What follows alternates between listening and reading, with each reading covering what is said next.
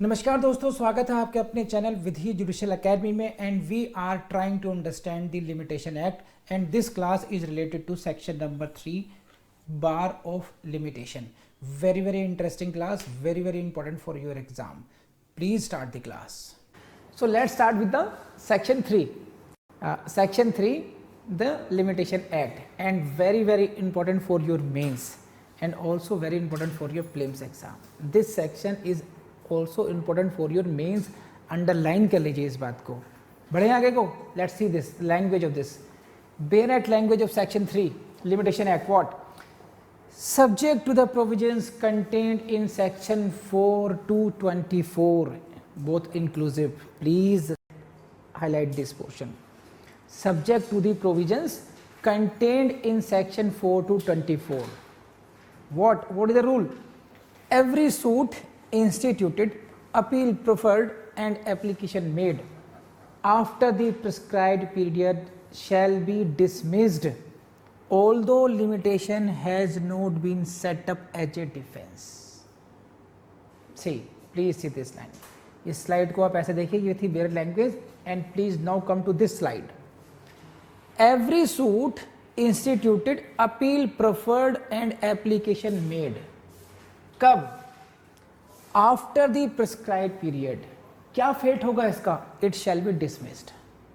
Simple सी बात कर रहे हैं कि कोई सा भी सूट आपने इंस्टीट्यूट किया, कोई अपील प्रेफर की या आपने कोई एप्लीकेशन लगी, लेकिन if you are coming to the court after the prescribed period, then उसका एक ही फेट है, उसका एक ही अंत होना है. क्या है वो? It shall be dismissed. कर लेंगे. तो this is the question for you कि इसका क्या फेट होगा. सेकेंडली, बात कहाँ से आएगी जो बहुत इंपॉर्टेंट है और जो मेंस के लिए इंपॉर्टेंट है. Although limitation has not been set up as a defense.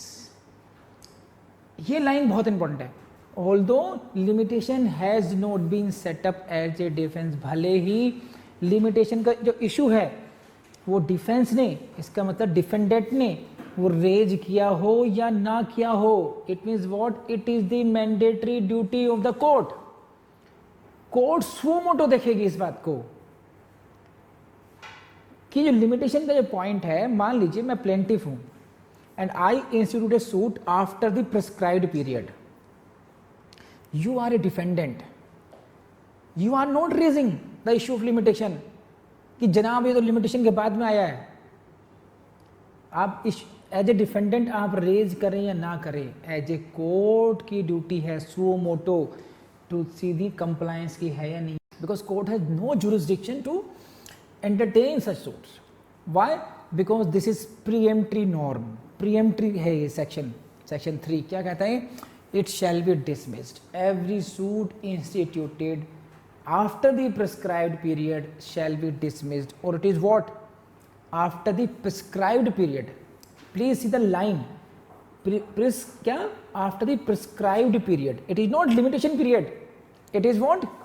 Prescribed period. Prescribed period मतलब आफ्टर कंप्यूटेशन है कि नहीं, according to the provisions of limitation act. Limitation जो पीरियड है वो कहाँ दिया गया है? शेड्यूल में दिया गया है. लास्ट क्लास में बात हुई थी आपसे, जो आपको शेड्यूल 1 में, तो शेड्यूल में दिया गया, एक टेबल में दिया गया कि भाई इसका 3 साल लिमिटेशन पीरियड है या इसका 12 साल है. अब सपोज कीजिए कि एक व्यक्ति माइनर हो उस समय, तो उसके लिए 3 साल नहीं होगा, उसके लिए फिर टिल दी माइनॉरिटी, वो माइनॉरिटी जब खत्म हो जाएगी तब से 3 साल शुरू होगा, तो उसका पीरियड की कंप्यूटेशन दूसरी हो गई. अब इसलिए उन्होंने जो फ्रेज यूज किया है वो क्या है? After the prescribed period. Such suit और अपील और application if made by the prescribed period shall be dismissed. And this is important line for your mains. Although limitation has not been set up as a defence, it is not defence. इसका मतलब नहीं कि defendant raise ही नहीं करेगा, defendant में also raise the issue. सही है? कर लेंगे आप. तो इस इशू को डिफेंडेंट भी रेज कर सकता है अगर, लेकिन अगर नहीं करता है defendant, it is the duty of the court करने के लिए. ठीक, देखिए कैसे क्वेश्चन आए हैं. विच of the following sections of the limitation act mandates that every suit instituted, appeal preferred and application made after the prescribed period shall be dismissed although limitation has not been set up as a defense. complete language section 3 की हो गई. आपको just identify करना है section 3. You will have to identify. अब इस language को identify करने के लिए अब क्या करना पड़ेगा? You will have to write and so many times, जबकि आपके दिमाग में घुस ना जाए लैंग्वेज, वो है कि नहीं है, तभी कर पाएंगे इसको. सेक्शन 3 ऐसे देखिए, in terms of section 3 of the limitation act, the court is required to consider the question of limitation when the objection on that point is made by the defendant. No. Only if it is not contested by the defendant. No. If an issue is framed in that regard, or suo moto on its own. Answer is suo moto. So this is the question of DJS 2015. 2015 में question आया है कि section 3 में जो court खुद ही देखेगी, suo motu on its own देखेगी कि whether this suit is filed with in the limitation और नॉट, वेदर लिमिटेशन का पॉइंट इसमें रेज होना चाहिए था, नहीं होना चाहिए था. Court is not dependent upon the defendant to raise this issue. समझ में आ गई बात? कर लेंगे. नेक्स्ट,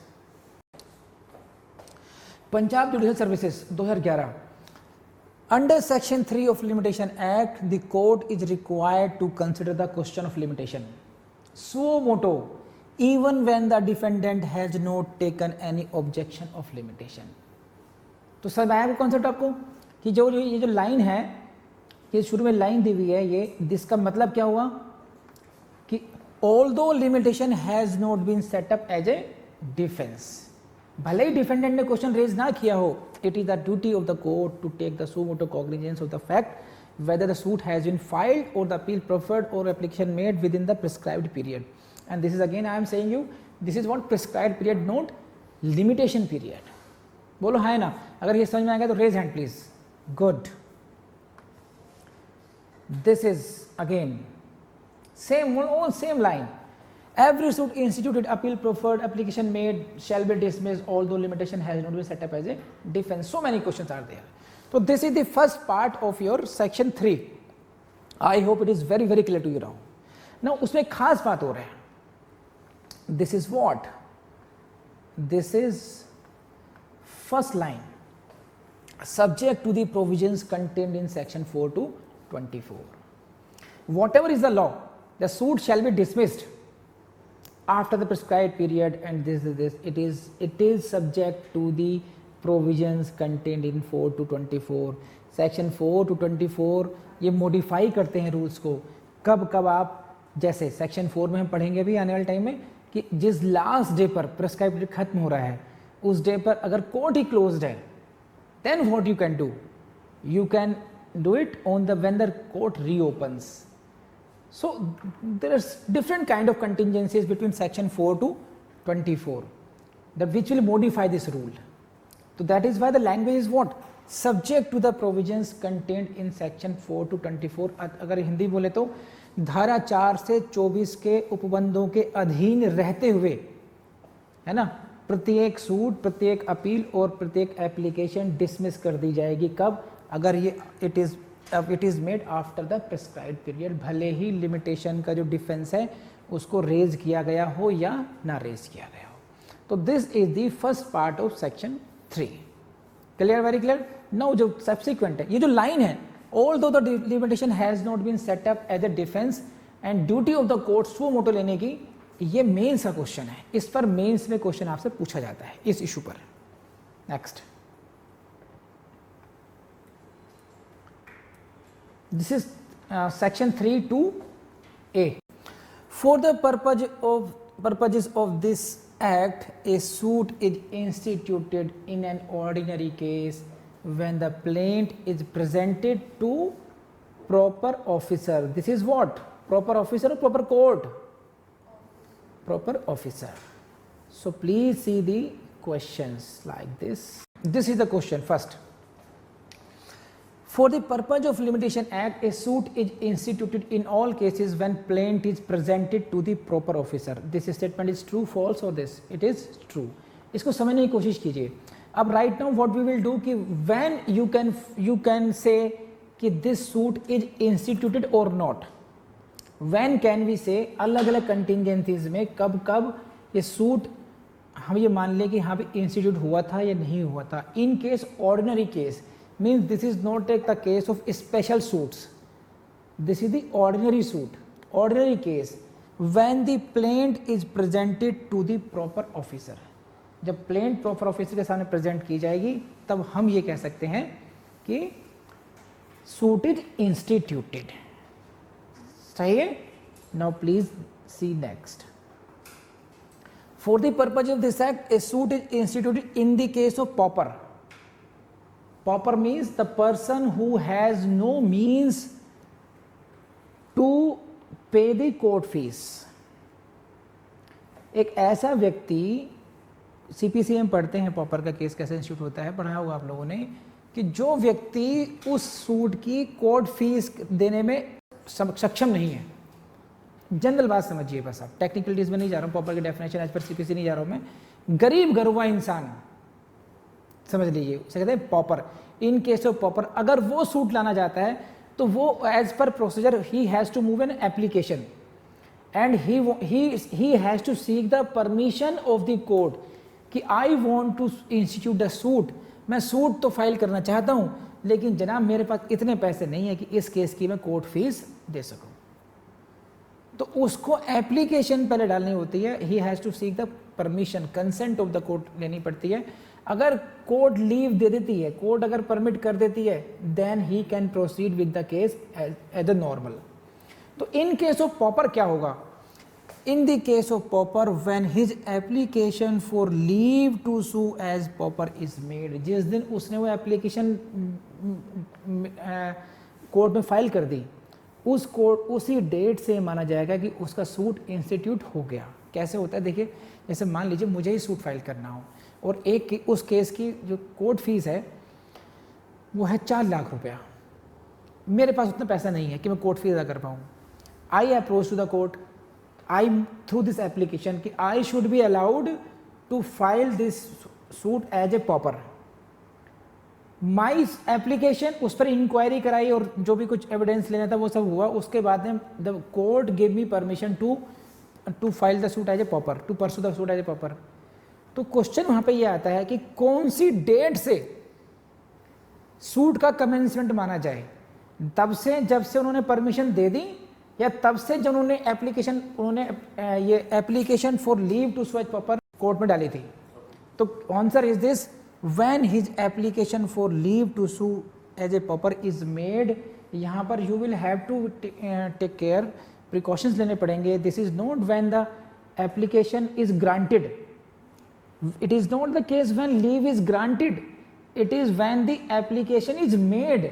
जब उसने अप्लाई कर दिया, सेम डेट ऑफ एप्लीकेशन से ही कोर्ट सूट का इंस्टीट्यूशन माना जाएगा, ना कि उस डेट से जिस डेट को उनको ग्रांट हुई परमिशन. समझ में आ गई बात? इन द ऑर्डिनरी केस क्या था? ऑर्डिनरी केस में क्या था? When the plaint is presented to the proper officer. बोलो हाँ ना, कर लेंगे. Next, this is the question for you. For the purpose of limitation act, a suit is instituted in case of pauper when his application for leave to sue is made. सही है. When the plaint is presented to the proper officer, ये ordinary case की बात हो गई. Option A में क्या है? When the plaint is presented to the proper officer, it was the case of ordinary case. है कि नहीं है? तो इन ऑप्शंस में से आपको करेक्ट ऑप्शन देना होगा. Correct option is B, when his application for leave to sue is proper is made. सही है. Now next, for the purposes of this act, a suit is instituted in the case of a claim against a company. This is what? Against a company which is being wound up by the court. एक ऐसी company जिसकी wind up की proceedings, मतलब closing proceedings चल रही हैं court के द्वारा. तो ये थर्ड कैटेगरी होगी. पहली कैटेगरी कौन सी थी? ऑर्डिनरी. सेकेंड केस कब था? पॉपर. और थर्ड है this the claim against the company, वो भी कैसी? Which is being wound up by the court. इसमें क्या है? When the claimant first sends in his claim to the official liquidator. Official liquidator को जिस दिन क्लेमेंट अपना पहली बार क्लेम भेज देता है उस डेट से ये माना जाएगा कि उस डेट को उन्हें सूट इंस्टीट्यूट हो गया। अब यहाँ पर हमें कंपनी लॉ के बारे में और बाइंडिंग ऑफ प्रोसीडिंग को समझने की जरूरत नहीं है, इतनी सी लाइन आप याद कर लीजिए, इंपॉर्टेंट 4 लाइन बस इंपॉर्टेंट, कि when the claimant first sends his claim to the official liquidator.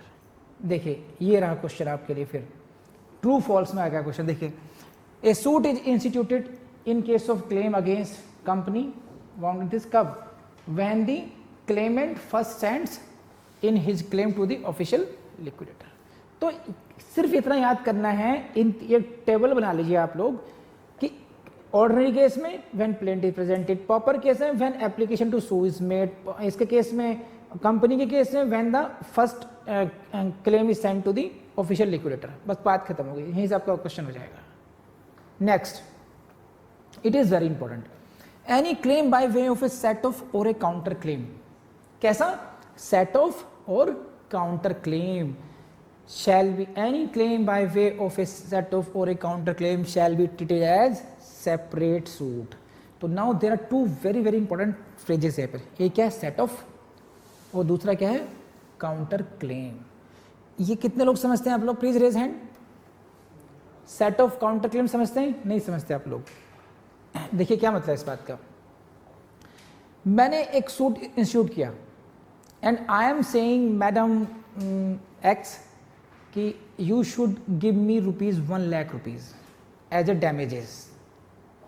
Now you are saying that you also my ₹50,000, आपको भी मेरे 50,000 रुपये देने हैं, है ना? तो 1 लाख में से जो 50,000 रुपये हैं ये सेट ऑफ हो जाएंगे अभी। तो when you want to set off something which I am also owing to you, this the case of set off. And counter claim क्या है? When I am asking for you 1 lakh rupees, आप करें no no आपके तो बनते ही नहीं है, उल्टा मेरे आप पे 1 लाख रुपए बनते हैं, मेरे इस तरीके से बनते हैं। This is the case of counter claim. So any claim by way of a set off और a counter claim shall be treated as a separate suit. तो यहीं से क्वेश्चन आता है, please see this, any claim by way of set off और a counter claim shall be treated as separate suit, same suit, may be separate और same suit, none of the above. क्यों कह रहा हूं मैं? एक सूट इंस्टीट्यूट हुआ है ना, उसी में डिफेंडेंट ने सेट ऑफ प्लीड कर दिया, तो यहां पर कंफ्यूजन हो सकता है कि भाई कि सेट ऑफ के लिए क्या उसी को सूट को माना जाए? द लिमिटेशन एक्ट क्या कहता है? Any claim by way of a set off shall be treated as a separate suit and shall be deemed to have been instituted. वो हम बात करेंगे कब माना जाना चाहिए, लेकिन ये सेपरेट सूट माने जाएंगे दोनों, सेट ऑफ के लिए भी, चाहे आप सेट ऑफ क्लेम कर रहे हैं या आप काउंटर क्लेम कर रहे हैं। आप लोग समझे? अब क्वेश्चन आपने देख ही लिया, ये क्वेश्चन कैसा आया? पंजाब में आया क्वेश्चन ये, any claim by way of set off और counter claim shall be treated as a separate suit, है ना? देखिए next, which of the following claims shall be treated as a separate suit? set off और counter claim both A and B दोनों में ही, दोनों को ही separate suit treat किया जाएगा, चाहे वो क्लेम सेट ऑफ का हो या वो क्लेम काउंटर क्लेम का हो। कर लेंगे आप नहीं कर लेंगे आप लोग ये? नेक्स्ट देखिए, so what you have read so far, हम लोगों ने ये देखा कि any claim by way of a set off और a counter claim shall be treated as a separate suit. ये बात आप लोग समझ गए। Now you have seen the questions as well कि कैसे कैसे क्वेश्चंस आने। अब इसमें आगे बढ़ते हैं, क्या है देखिए क्या आगे, and shall be deemed to have been instituted. तो when set off shall be deemed to have been instituted, when the set off shall be deemed to have been instituted और when the counter claim, you see this now next part, and shall be deemed to have been instituted in the case of a set off on the same date as the suit in which set off is pleaded। हाँ, तो हम लोगों ने section 3(2) का B part देख लिया, first part देखा है इसका कि सेट ऑफ का क्लेम हो या काउंटर का क्लेम हो उसको सेपरेट सूट ट्रीट किया जाएगा। तो सेकंड पार्ट है क्या है कि किस डेट से इंस्टीट्यूशन माना जाएगा। Why this question is important? Why this? Because see this, section 3 क्या था? सेक्शन 3 में ये बात पढ़ रहे थे हम लोग कि every suit instituted, appeal, preferred and application made after the prescribed period shall be dismissed. या इस स्लाइड में देखें तो ये कि एवरी सूट, अपील और application after the prescribed period shall be dismissed. जो प्रिस्क्राइब्ड पीरियड के बाद में अगर आप सूट लेकर आएंगे तो वो डिसमिस कर दिया जाएगा, ये हमने पढ़ा। अब सेकंड कंटिन्यूटी क्या चल रही है कि भाई सूट इंस्टीट्यूट हो गया, ये पता कब चलेगा, है कि नहीं? उसके लिए सेट ऑफ में और काउंटर क्लेम में आपको देखना है कि सेट ऑफ को कब माना जाए। कि जब सेट ऑफ होगा तो इन the case of a set off on the same date as the suit in which set off is pleaded, it means what? If I am the plaintiff and I instituted a suit today, okay, that is the 4th June, 4 June को मैंने एक suit institute किया। As a defendant you claimed set off, सही है? तो now ये नहीं होना चाहिए कि आपको जो क्लेम अपना एज ए सेपरेट सूट लाना चाहिए था, लेकिन वो टाइम बार्ड हो गया था। आपने मेरे सूट की हेल्प से उसको विद इन लिमिटेशन कर लिया। आपके सेट ऑफ का जो क्लेम है उसको भी सेपरेट सूट ट्रीट किया जाएगा और वो उस डेट को देखा जाएगा जिस डेट को मैंने 4 जून को मैंने की, कि whether set off is with in the limitation और not as a separate suit. अगर आप सेट ऑफ वाले मामले का ऐसे समझिए, देखिए फॉर एग्जाम्पल मैंने आपको 1 लाख रुपए दिए, नहीं ऐसे थोड़ा और ऐसे करते हैं, आपने मुझे 50,000 रुपये दिए थे, 50,000 रुपये दिए थे आपने 5-6 साल पहले, जो मैंने वापस नहीं किए थे। इसके बाद में किसी और रेफरेंस में मैंने आपको एक मोटरसाइकिल बेची जिसकी कीमत मुझे आपसे 1 लाख रुपए लेनी थी। समझ गए आप बात? मुझे भी इनके 50,000 रुपये देने थे जो कि इन्होंने 3 साल के अंदर क्लेम नहीं किए मुझसे। तो you can not bring suit to claim that because that is now time barred. समझ में आगे नहीं बताइए आप ये? अगर ये बात समझ यहाँ तक आई समझ, रेज हैंड प्लीज। 50,000 रुपये का इनका जो क्लेम बनता था लेने का, रिकवरी मनी रिकवरी सूट को जो टाइम पीरियड है वो 3 साल है। अपने पैसे क्लेम करने के लिए आप 3 साल के अंदर सूट ला सकते हैं। ये 5 साल तक सूट लेकर के नहीं आए। Now he can not claim that 50,000 rupees, सही है? Because his claim of rupees 50,000 is now time board. हो गया? Now I sold him my motorcycle for worth 1 lakh रुपये। अब ये मेरे 1 लाख रुपये पेमेंट रोक के बैठ गए कि भाई साहब 50,000 रुपये। So I instituted a suit for rupees 1 lakh rupees to claiming 1 lakh rupees. बात समझ में आ गई? Now he pleaded in written statement set off that 50,000 rupees कि आपके 1 लाख बनते तो 50,000 मेरे ही बनते थे। तो क्वेश्चन ये है कि जिन 50,000 रुपये के लिए पहले सूट नहीं ला सकते थे, क्या उन 50,000 रुपये को एज ए सेट ऑफ ये क्लेम कर सकते हैं? Answer is no, because set off का जो सूट है as per this is a claim by way of set off और counter claim shall be treated as a separate suit. तो if he wants to set off 50,000 rupees, वो separate suit माना जाएगा और उसकी सेपरेट सूट इनका set off का जो लिमिटेशन के पॉइंट से उसी डेट को माना जाएगा on the same date as the suit in which set off is pleaded, कि जिस डेट पर मैंने सूट डाला है उसी डेट पर आपका सेट ऑफ ला रहे हो आप। तो क्या ये आपका जो सेट ऑफ का क्लेम है वो टाइम बार्ड तो नहीं हो गया, whether it is in with in the prescribed limitation और not? If not, your set off will be dismissed. अब बताइए बात समझ में आई नहीं आई? रेज हैंड अगर समझ में आ गई तो बात अभी। चलिए, this is very technical issue है या नहीं है? तो आपको यही देखना है कि अगर वो कह रहे हैं सेपरेट सूट हैं, set off is a separate suit and A counter claim is a separate suit, it means दोनों के 3 इशू हो गए। देखो अब कैसे कैसे? Now in one case there may be 3 different cases, separate suits. One is what? Original suit in which set off or counter claim is pleaded. I filed a suit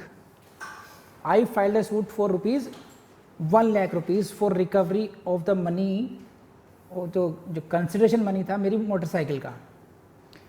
He established a set off, he pleaded for a set off of 50,000 rupees. उसके लिए उसको अलग से suit treat किया जाएगा. That is different suit for the purpose of limitation.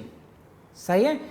And if he, अगर ये और कहते हैं कि ये तो आपका तो 1 लाख बनता ही नहीं है, 50,000 मेरा सेट ऑफ होगा, और जो मैंने आपको एक मकान बेचा था उसका भी काउंटर क्लेम मेरा बनता है पर एक और, ऐसा समझिए आप. तो इन्होंने काउंटर क्लेम भी कर दिया. अब तो with in A suit I filed A suit, he pleaded 1 set off and 1 counter claim. इसको ऐसे समझिए आप लोग. नाउ यहां पर as per the limitation act in सब का जो प्रिस्क्राइब्ड पीरियड है, लिमिटेशन पीरियड, जिस डेट को माना जाएगा वो अलग अलग होगा. पहली बात क्या है? दिस सेट ऑफ और counter claim shall be treated as separate suit. तो अगर उस डेट पर, जैसे सेट ऑफ के लिए रूल क्या है कि and shall be deemed to have been instituted in the case of a set off on the same date as the suit in which the set off is pleaded. अब suppose कीजिए कि जो original suit है it is pleaded, it is instituted on 4th June. तो this is the date of institution of my suit. इन्होंने जो इसका WS है, date of WS सपोज कीजिए date of filing of WS means written statement. इनका reply, defendant का reply वो है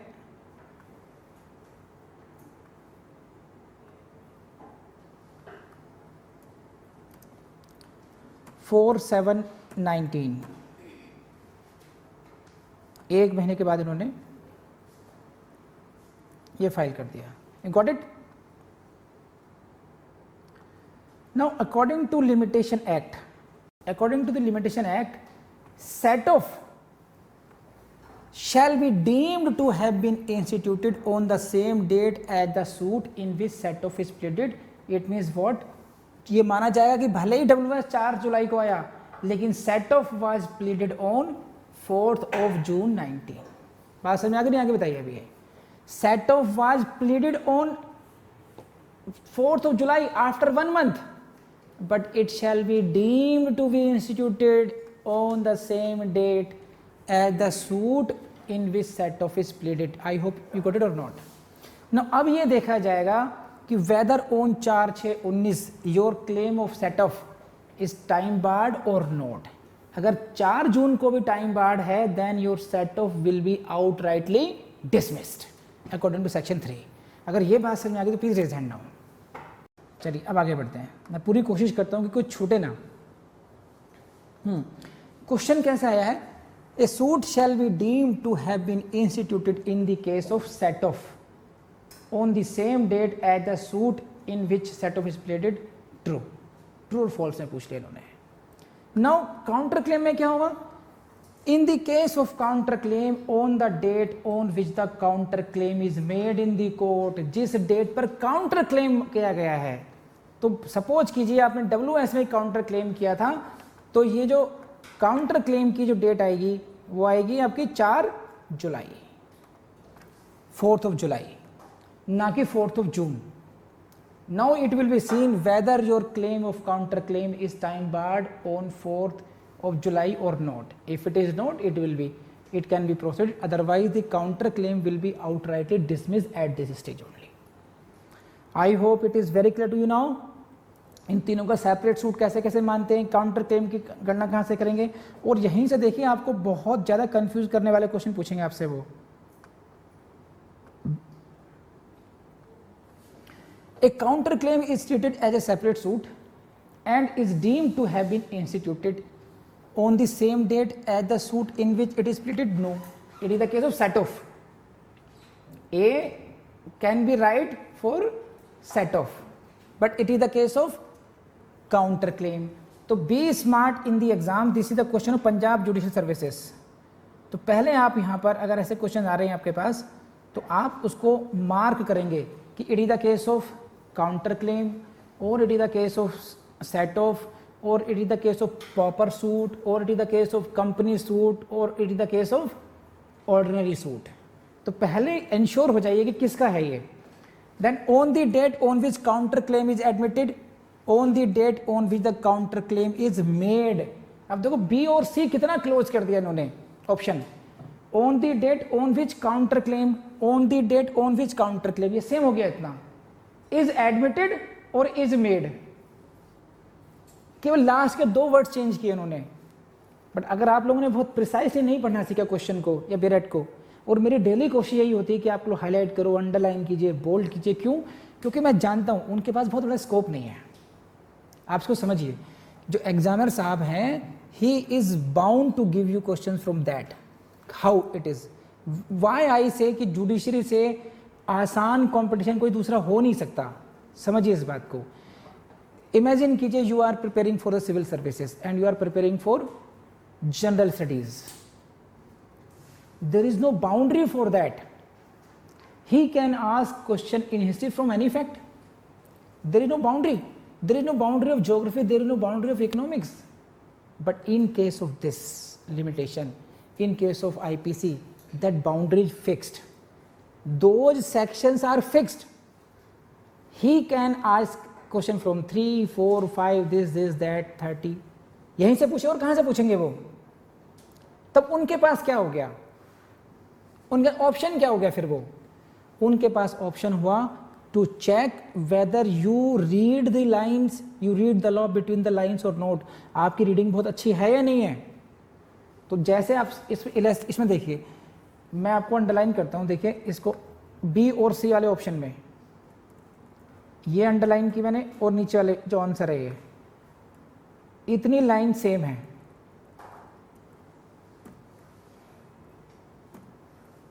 कि नहीं है? केवल लास्ट का वर्ड चेंज है. इज एडमिटेड और is made in the court. Answer is what? Is counter claim is made in the court. So now यहां पर आपकी गलती हो सकती है. आपको लगेगा मैं सही करके आया हूं क्योंकि सब कुछ सही था, लगभग 90% लाइन सेम थी. तो समझ में आया आपको प्रीलिम्स में लोग क्यों फेल होते हैं? इतना पढ़ने वाले भी क्यों फेल होते हैं? इसी वजह से फेल होते हैं फिर वो.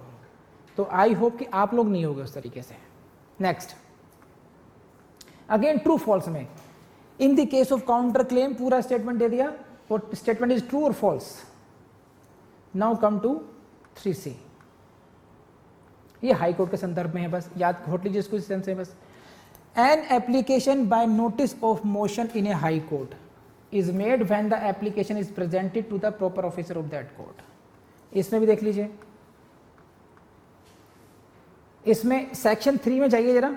सेक्शन 3 की पहली लाइन है. इस क्वेश्चन को देखिए, bar of limitation act applies to.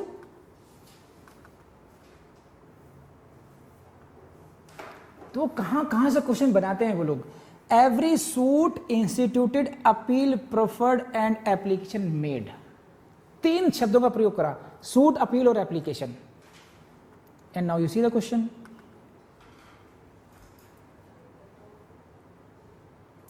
Bar of Limitation Act applies to appeal, suit, application, all of these. Section 3 does not apply to suits पे अप्लाई करता है, अपील्स पे करता है, एप्लीकेशन फॉर लीव टू स्वे करता है, एग्जीक्यूशन प्रोसीडिंग से नंबर नहीं आया उसमें, नहीं करता. Answer is D. तो प्रिसाइज रीडिंग इज द, कितनी टेक्निकलिटीज हम लोग पढ़ते हुए बेरेट को, और मेरी कोशिश यही है इन्हीं चीज़ों को आप लोग एक्सप्लेन कर देंगे आपके क्वेश्चन के में, तो आपका मेन से क्वेश्चन तैयार हो जाएगा. See, provisions of section 3 of limitation act are directory, discretionary, mandatory. Mandatory. Why mandatory? See the language. See the language. Every suit, appeal, application made after the prescribed period shall be dismissed. Shall be dismissed. Mandatory. Shall. May be dismissed नहीं है. Shall be dismissed. और खास बात क्या है? Although limitation has not been set up as a defence, भले ही defendant ने डिफेंस में वो क्वेश्चन रेज ही ना किया हो लिमिटेशन पीरियड का, तब भी। नेक्स्ट देखिए,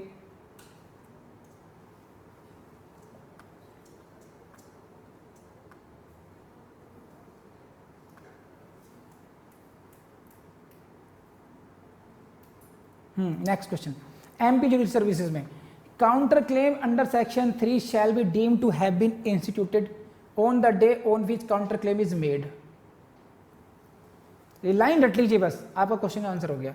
ये एमपी जुडिशरी में आया तो कुछ लग रहा है कि बाहर से आ रहा है। जो मैं आपको कहता हूँ, I am just dictating all the questions which can you can face in judiciary, just आप लोगों को उस तरीके से। आई एम सेइंग यू, अगर आज भी आप जीरो हैं, you can crack this exam is damn simple, means damn simple, just you need to work hard. बस उसको चीज़ों को समझ के याद करना है, और कहाँ से क्वेश्चन आएगा वो मैं करा रहा हूँ, कहाँ कैसे समझना है वो मैं समझा रहा हूँ, आपको सिर्फ याद करना है, सीरियस होना है थोड़ा सा बस। नेक्स्ट देखिए, for the purpose of limitation act which of the following claims shall be treated as a separate suit, both set off and counter claim.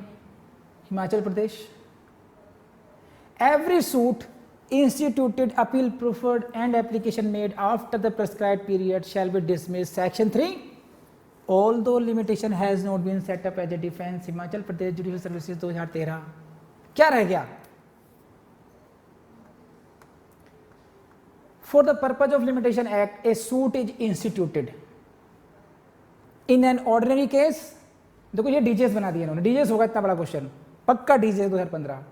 लेकिन आपको लग रहा है डीजीएस में इतना बड़ा क्वेश्चन आया, पढ़ते हुए टाइम लग जाता है। अरे सेक्शन 3 रट रखा होगा ना, तो मिनटों सेकंडों में कर लोगे इसको आप। देखो क्या,